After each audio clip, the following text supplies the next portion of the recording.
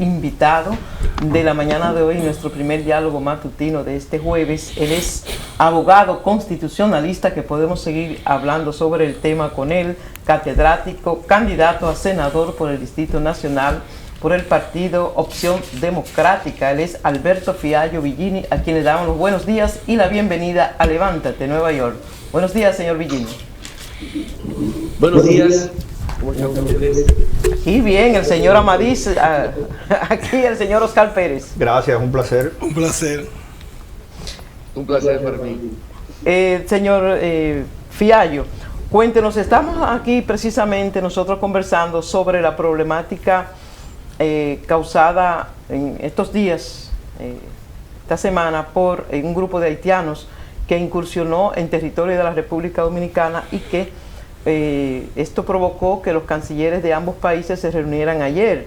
¿Está en juego realmente la soberanía nacional? ¿Está en peligro la soberanía nacional en este conflicto entre Haití y República Dominicana?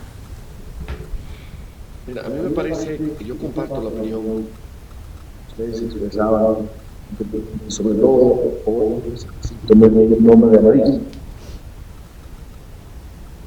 ¿Perdón? Sí, la persona que estaba haciendo el comentario, periodista, estoy completamente de acuerdo. Son Oscar Providencia. Luis Amadís. Luis Amadís, correcto.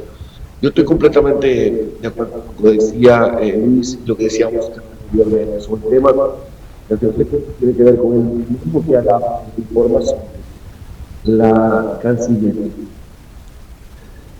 Todo, incluyendo el muro, la posibilidad de hacer el muro en todo el curso de la frontera, parece que ha sido manejado de inadecuado. Pero sobre todo, en una situación como esta, el gobierno debe manejar, debe dominar la retórica. No puede ser que por viven en las redes sociales diciendo que cometimos el error, que no hay una pared medianera, la del trabajo, dejando el espacio para que el haitiano pueda reclamar y entonces reaccionar el ejército en esa, digamos que con esa agresividad, me pareciera que nosotros estamos en una especie de presa. Haití no debe tener, bien debe mantener, no sé, históricamente el haitiano ha sido mal manejado, creando al final de cuentas la población una sensación de miedo y de odio completamente necesaria, porque no tenemos toda la información. ¿Qué está pasando el gobierno? Mantener constantemente informados sobre todo. Una discusión ahora con este tema de la discusión, y nos obliga a hablar sobre la utilidad autónoma. Esa es la verdad. Desde el punto de vista constitucional, aquí no hay limitación de soberanía. Es un espacio, digamos, que al no estar completo, una autoridad clara del lado haitiano, estamos pasando por ahí un espacio que no era. Por eso no quiero obviamente defender ningún tipo de incursión en el territorio dominicano. Lo que digo es la forma en la que se maneja, porque el internacional constantes ataques como somos bullying de esta razón, si fuera el acusador, cuando lo que ha pasado aquí realmente es que por intereses privados se ha desviado de un río afectando la seguridad no solamente sino medioambiental de la República. Señor Fiallo, bienvenido a Levántate New York, Oscar Pérez. Han habido Gracias, un placer. Han habido varios casos que tienen que ver, por ejemplo, celebramos recientemente el Día de la Constitución.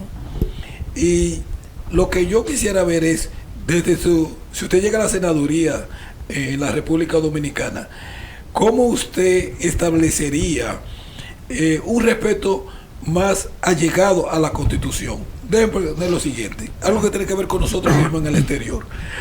Desde el punto de vista de la Constitución, nosotros tenemos los mismos derechos que un dominicano que vive en la República Dominicana. Pero a nivel de representación frente al Congreso, y a nivel, nosotros tenemos senadores, y segundo, el famoso cobro de los $10 por pasaje, luego viene el problema de la representación equitativa, o sea, somos 3 millones, en el programa tenemos 7 representantes. Luego está el problema del instrumento de referéndum, que está en la Constitución, pero es inaplicable porque todavía no hay leyes. O sea, ¿cómo nosotros podemos lograr un sistema donde la Constitución se cumpla? O sea, ¿qué hay que hacer y qué usted haría desde el Congreso de la República Dominicana para que la Constitución sea realmente la carta magna y no simplemente, como dijo Balaguer, un pedazo de papel? Bueno, Oscar, la pregunta tuya es, obviamente, hecha por una persona, es sumamente importante y tiene muchas aristas. O sea, que yo trataré de cumplir, no por preguntarse, sino por favor, no dejar saber. Se me quedó loco. Estoy haciendo una evaluación del sistema de representación de la República Dominicana, ciertamente tiene grandes retos. No solamente con nuestra población en el exterior, que alcanza cerca de 3 millones, 1 millón en los Estados Unidos, lo cual lo hace la segunda, bueno, inclusive mucho mayor que la capital, en cuanto a participación, a representación, en cuanto a votantes. ¿Okay? O sea que ciertamente hay una desproporción en la participación, en la representación que tienen los dominicanos que viven en el exterior comparado con los dominicanos que viven en el exterior, sin duda. Y nos lleva también a bicameralidad. ¿Por qué? Porque si tú pones a pensar que tienes un diputado, realmente se limitó la Constitución, un diputado por cada de 75 días. La Constitución dice que habrá siempre encontrando se van nunca menos. Entonces, eso plantea varias inequidades, como tú bien has dicho. Tiene, por ejemplo, el senador del Ministerio Domingo representando más, pero tiene representando cerca del 3% de la población votante del país. Entonces, realmente ahí hay grandes inequidades y además no tiene razón de ser. ¿Por qué? Porque en el momento en que se crea la bicameralidad, que nosotros heredamos, primero en esa primera constitución de 6 de noviembre de 1844, con la figura del tribunal y el consejo conservador, hicimos una réplica de la constitución francesa. Pero en la próxima constitución, inmediatamente, la inmediatamente próxima constitución, que fue en 1854, adoptamos una bicameralidad a la que llamamos a sí mismo Cámara de Representantes y Senado. Entonces, nosotros tenemos esto, yo sostengo que nosotros tenemos esto por una herencia con los Estados Unidos. Entonces, esa herencia con los Estados Unidos nos llevó a usar un Congreso bicameral. Ahora bien, en los Estados Unidos se justifica porque tú tienes senadores que representan los estados de la Unión y representantes que representan personas.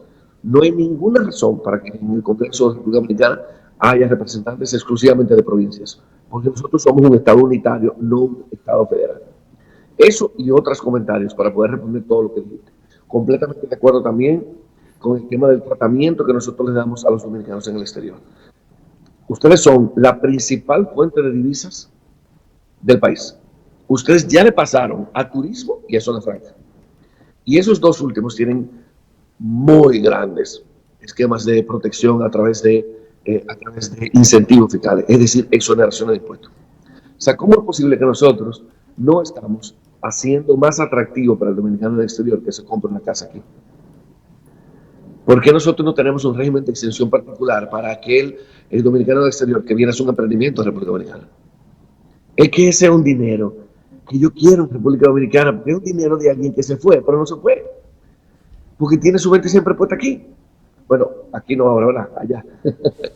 Entonces, ciertamente yo creo que hay que revisar todo el esquema de incentivos a la participación de los dominicanos en el exterior, en República Dominicana.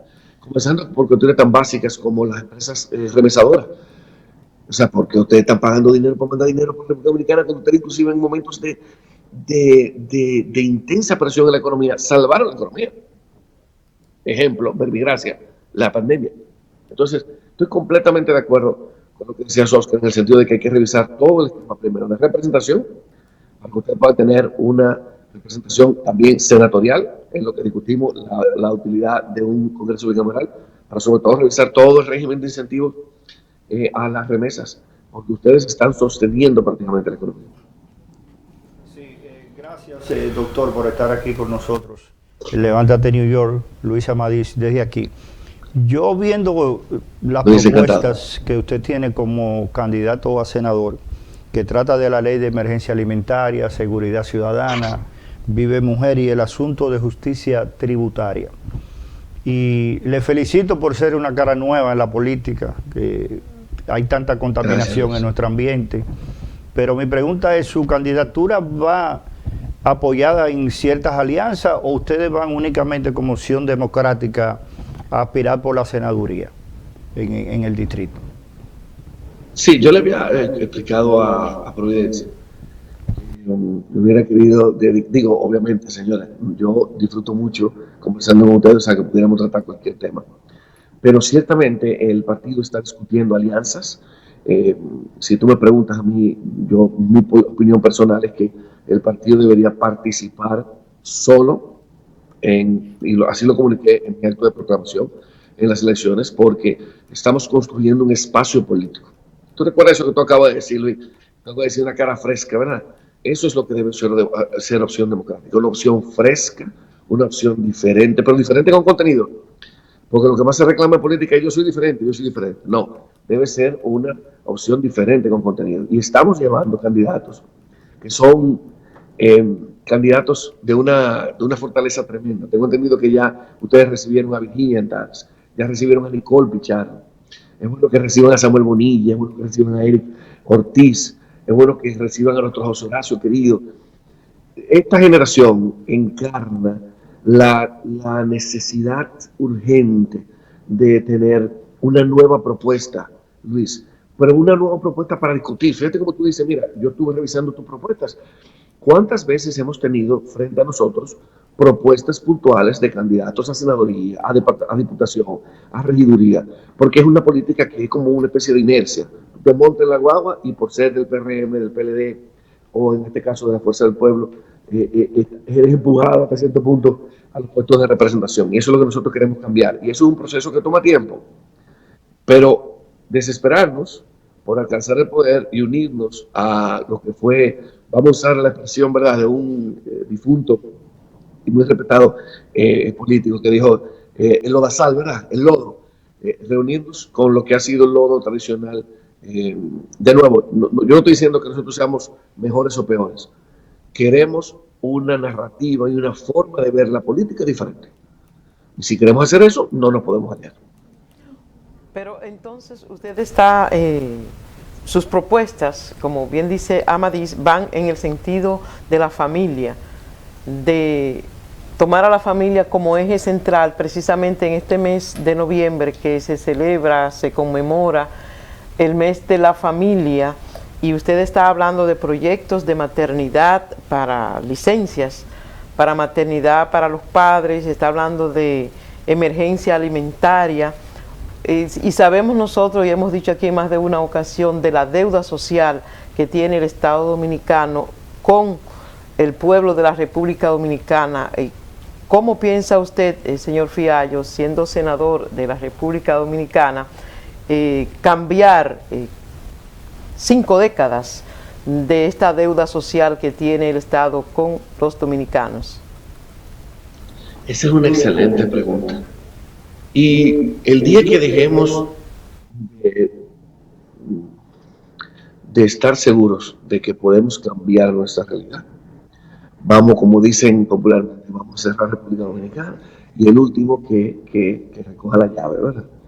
yo creo firmemente en que se pueden hacer cambios estructurales desde el Senado de la República. Por eso yo he presentado 4 propuestas que, como tú bien dices, fortalecen todo el tema de la familia. Aprovechando, ¿verdad?, que en noviembre es el Día de la Familia. En noviembre celebramos el mes de la familia. Sobre todo porque hemos identificado, yo les voy a ser honesto, les cuento una anécdota. Yo fui, cuando estábamos conversando Minú y yo sobre la candidatura a la senaduría, yo le llevé 20 propuestas. Y Minú me dijo, no, mío. Tenemos que identificar 4 que son las que vamos a comunicar y las otras también las vamos haciendo en el camino. Bueno, yo ya me dijo 3 y yo estuve negociando con ella y ella me permitió 4. Y ustedes van a entender por qué la 4 es importante. Lo primero es el tema de la emergencia alimentaria.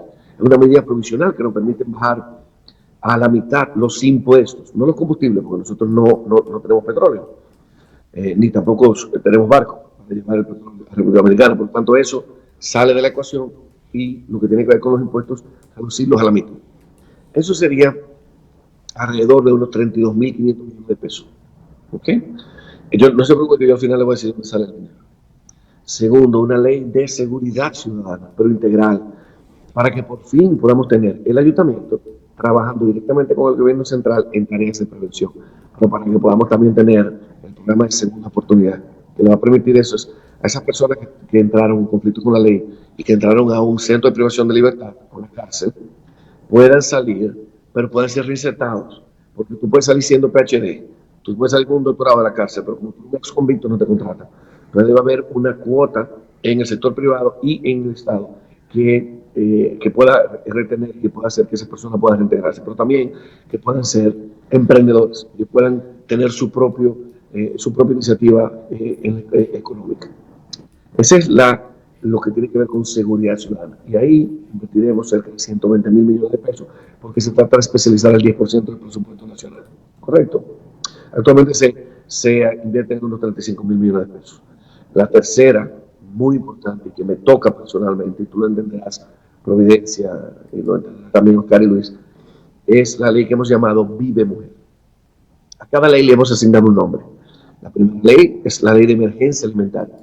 La segunda ley es la ley para vivir sin miedo. Y la tercera ley es la ley Vive Mujer. 54 mujeres asesinadas por sus parejas o exparejas en el último año. Más de 700 en los últimos 6 años. Nosotros tenemos una verdadera crisis en ese sentido. Entonces, ¿qué pretendemos hacer? Atacar la base. La base del feminicidio es la forma en la que vemos a las mujeres. Los hombres vemos a las mujeres como otra cosa.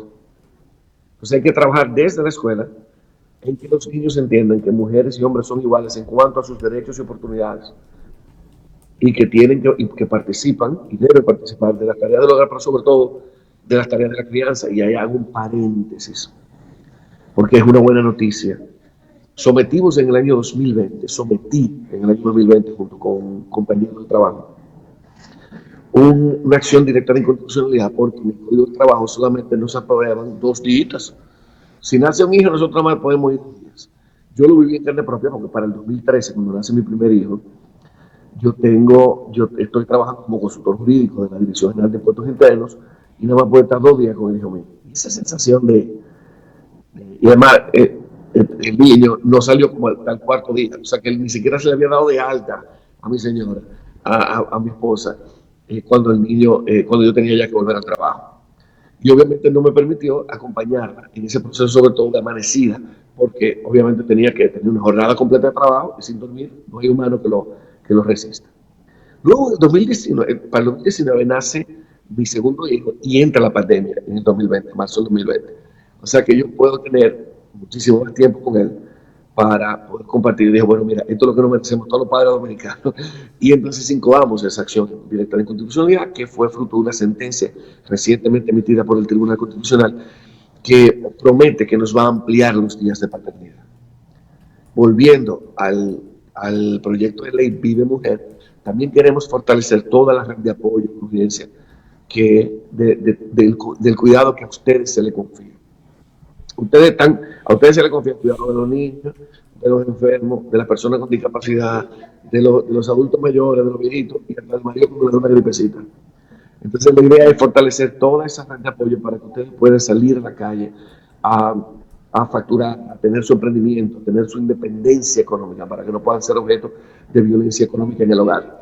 Pero yo te voy a decir algo, lo que estamos planteando no es una ayuda a la mujer. Esto es importante que esté claro, porque la mujer no necesita caridad. La mujer está dando un servicio al Estado. ¿Por qué? Porque cuando cuida a sus hijos, es porque no hay una red de estancias infantiles que pueda tener estimulación temprana y que pueda tener, que pueda cubrir la necesidad de la mujer de irse a trabajar.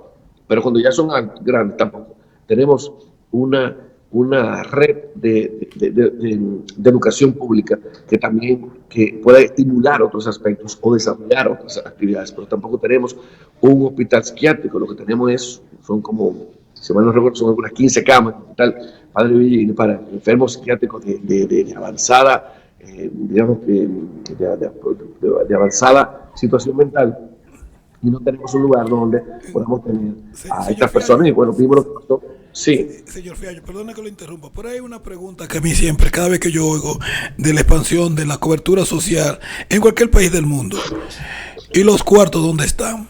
O sea, yo iba para allá.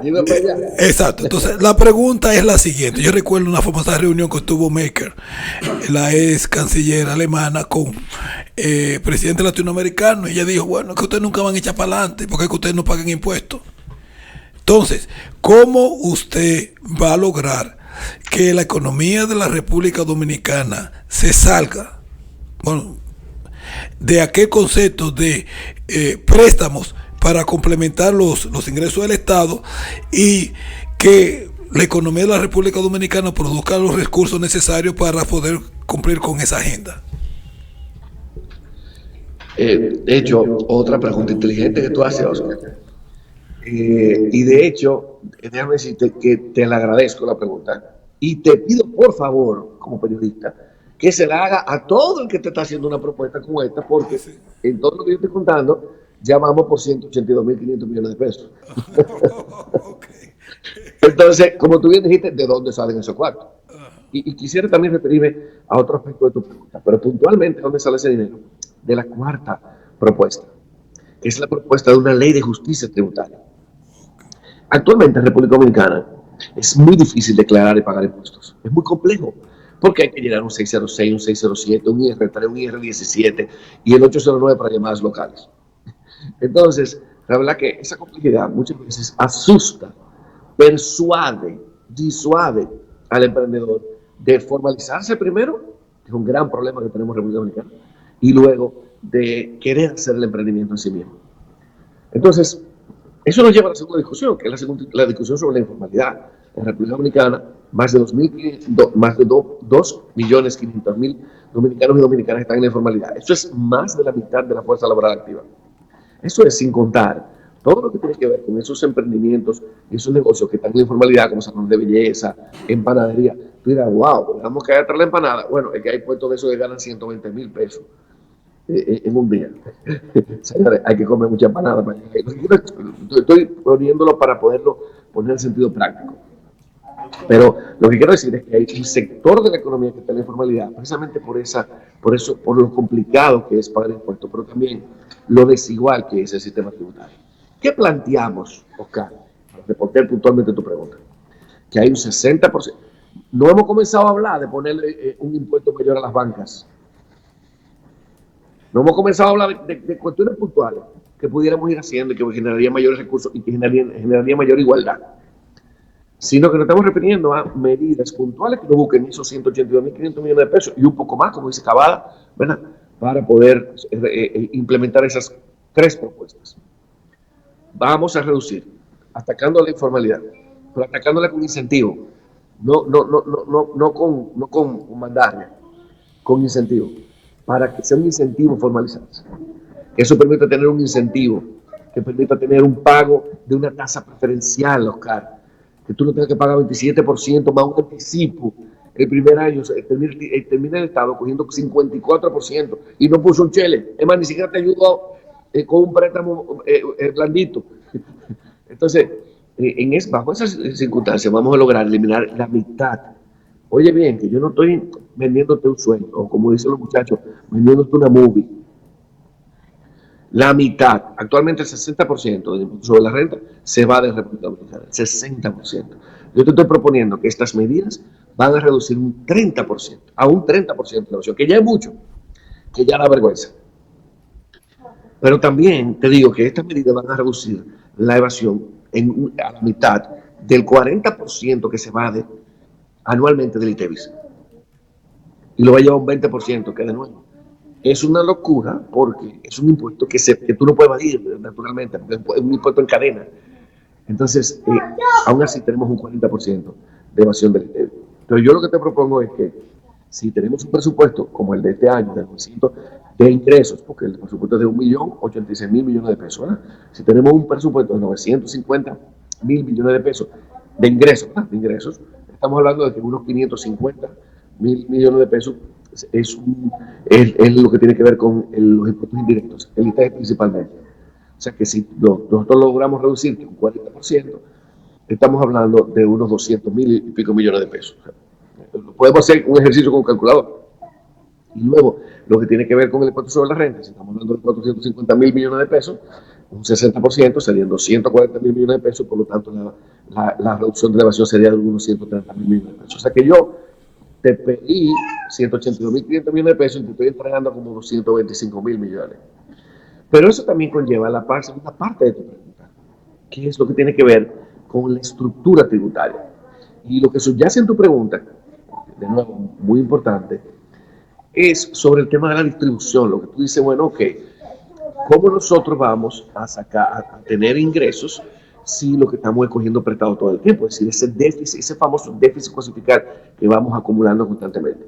Por eso yo soy partidario y seré un activo senador, porque no tengo duda de ser senador, y confío en esa madurez que va alcanzando el pueblo dominicano en coger, ¿verdad?, en aquellos sectores más vulnerabilizados, coger su picapollo, coger sus 1.500 pesos, pero votar por la opción que entiendan que es mejor. Entonces, en ese pacto fiscal, yo seré un activo representante de la opinión de la población sobre cómo debe distribuirse la carga fiscal. Actualmente, Oscar, que por ahí era que venía tu pregunta, la distribución de la carga fiscal en República Dominicana es absolutamente desigual. De hecho, 3 directores anteriores de impuestos internos han dicho que nuestro sistema tributario es inhumano, degradante, es inhumano y degradante. Entonces, ¿por qué? Porque tenemos un 60% de la economía, de los ingresos, dependiendo de los impuestos indirectos, principalmente el ITEVIS. Y es un impuesto progresivo. Eso lo que significa es que la masa de dominicanos, incluyendo esos 2.500.000 dominicanos que no les da para la canasta básica familiar, podemos hablar de esa tergiversación de la canasta básica alimentaria, a esos dominicanos que no le da para la canasta básica familiar, y esos 500.000 dominicanos que están en la línea de pobreza, que eso significa que se levantan en la mañana y no saben qué van a comer, literal, no saben qué van a comer. Y esos 300.000 jóvenes que la ONU nos dice hoy que son ninis, que ni trabajan, principalmente mujeres, que ni trabajan ni estudian, son los que sostienen la economía dominicana. Y eso es simplemente inaceptable. Que los sectores más que crecen con mayor intensidad sean los que menos pagan impuestos, como dije, turismo, las exenciones que se dan a través de los fideicomisos, zona franca. Entonces tenemos que revisar todo el sistema tributario. Y para eso son 3 patas. Una, los ingresos. Ok, hay que pagar más impuestos. Ok, ¿quiénes lo van a pagar? Y lo que estamos pagando allá, ¿cómo no lo distribuimos más equitativamente? ¿Cómo es posible que yo tenga, para poder que me devuelvan, si yo pagando un colegio, yo tengo que estar pagando impuestos, y el que tiene que pagar, al pobre, que tiene que pagar una escuela privada o semiprivada, porque está limitada por la iglesia, no le devuelven gasto educativo, pero el que gana $1 millón de pesos, sí le devuelven gasto educativo? Que no te devuelvan gastos de salud, por ejemplo. O sea, vamos a distribuirnos la carga de manera equitativa. Y perdonen que lo estoy diciendo muy rápido, porque obviamente estoy compelido por el tiempo del programa, pero esa reforma tiene una pata que son ingresos, una pata que son endeudamientos. O sea, ¿para qué nos vamos a endeudar? Porque como tú bien dices, Oscar, ¿nos vamos a endeudar para comprar jipeta o nos vamos a endeudar para formar a nuestros profesores? Doctor, Y tercero, y muy importante, son los gastos del gobierno. Hay que amarrarse la correa. Nosotros no podemos seguir creando un ministerio, el Ministerio de Vivienda, el Instituto Nacional de la Aguja. O sea, nosotros no podemos tener un Estado infuncional grande, que casi no se puede mover por lo sobrecargado que está, y tenemos que pensar en un Estado mucho más eficiente. Y para eso tenemos que sentarnos a hacer un pacto fiscal. Yo seré un senador que estará discutiendo eso. Ya explicada la pregunta de nuestro compañero Oscar, yo voy con lo que me toca. En un congreso tradicionalmente en la República Dominicana, que únicamente los proyectos de ley que vienen de la Embajada Americana y del Poder Ejecutivo son a los que les dan prioridad. Y las propuestas que usted tiene, las 4 específicamente, y que se van a derivar entre otras, ¿cuál es el plan para usted lograr un consenso? Primero, en un Congreso lleno de banqueros, algunos ex narcotraficantes, y hablo del Congreso, entre Senado y la Cámara de Diputados, ¿cómo lograr un impuesto a la banca cuando los que votan por ese impuesto son los dueños de las bancas? O sea, es una cuestión un poquito cuesta arriba. Y segundo, que la política legislativa en República Dominicana la dirigen los partidos. O sea, el bloque, por ejemplo, del PRM, de la Fuerza del Pueblo, del PLD, de los partidos que tienen representación, quienes le bajan línea a la dirección política. Algo que uno no ve en Estados Unidos. Por ejemplo, a Sanders, que es el senador por Vermont, ni al Partido Demócrata, ni a ningún dirigente político se le ocurre bajarle una línea a Sanders, ni a ningún senador de los Estados Unidos. Pero ¿cuál es el plan específico que tiene usted de llegar a ser senador para luchar contra esa corriente que hay en ese mundo de víboras que es el Congreso Dominicano? Es una excelente pregunta y muy válida. Porque lo primero, la idea más seductora es pensar que, bueno, me gusta la propuesta de Fiallo, pero la verdad es que una golondrina no hace verano. Bueno, yo creo que sí, y lo voy a hacer con 2 formas. Pero antes, por favor, volvamos un poquito atrás, porque es muy válida tu observación, de que al final de cuentas, los impuestos son creados por ley y la ley tiene que pasar por el Congreso. Bueno, aquí hay 2 formas. Primero, que el pueblo sepa y sea el mismo el que tenga la presión de que las bancas que se quedan con el dinero de los que quieren apostar porque creen que tienen el sueño de cambiar su vida, no están pagando impuestos en la misma medida en la que usted, que es el que va a comprar el ticket de la banca, está pagando impuestos. Porque esa persona se compra un refresco, esa persona compra alimentos que estén afectados por el ITEVI, se compra ropa que está afectada por el ITEVI. O sea, esa persona paga impuestos y esa banca que se va a quedar con tu sueño de mejorar tu vida no paga impuestos, es completamente desigual. Porque yo creo mucho en el poder de la información a la población.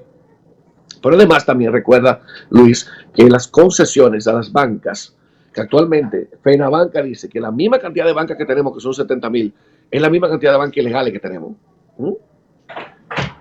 Que la concesión a las bancas se da en el Ministerio de Hacienda. Entonces, a la buena o a la mala. Eso, así que tenemos que funcionar. El país no puede pararse, como lo vimos ayer, por cierto, ese tema, si ustedes quieren, lo desarrollamos más adelante, que usted ve a un abogado diciendo con un control rojo que va a parar el país. Este país no puede seguir siendo dominado y definitivamente no puede seguir estando en manos de personas que lo que están pensando son intereses personales. Y yo confío en que son menos banqueros que ciudadanos comprometidos, ciudadanos y ciudadanas comprometidos con cambiar el país. Dime soñador, pero de nuevo el día que yo deje de creer, dejo de existir, ¿verdad? Un poquito lo que decía el pensador, ¿verdad? Pienso, luego existo. En este caso es sueño, luego existo, ¿verdad? Pero bueno, volviendo a la pregunta de cómo hacerlo desde el Congreso, bueno, con 2 formas. Primero, concitando, apoyo popular. Es decir, las iniciativas que tienen los legisladores deben ser el producto del consenso y las necesidades y las aspiraciones del grupo de personas que representan.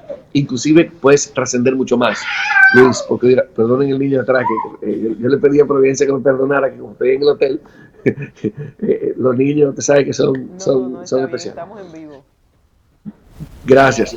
Entonces, en ese sentido, lo que pretendemos es concitar ese apoyo popular. Pero tú dices, bueno, no lo lograron por 30.000 razones, inclusive hasta por la inversión del Estado en publicidad y en redes sociales. Ok, yo no tengo ningún problema, Luis.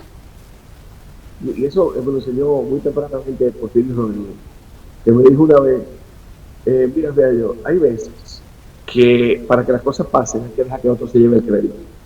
Pero yo no tengo ningún problema, ¿no?, en pensarle las ideas, las propuestas y trabajar junto con otros legisladores para que pasen, porque al final de cuentas lo que yo quiero es que tengamos una ley de emergencia alimentaria, que podamos vivir sin miedo y que tengamos mujeres vivas y fuertes, menos de los hombres. Pero, No sé si eso responde a tu pregunta.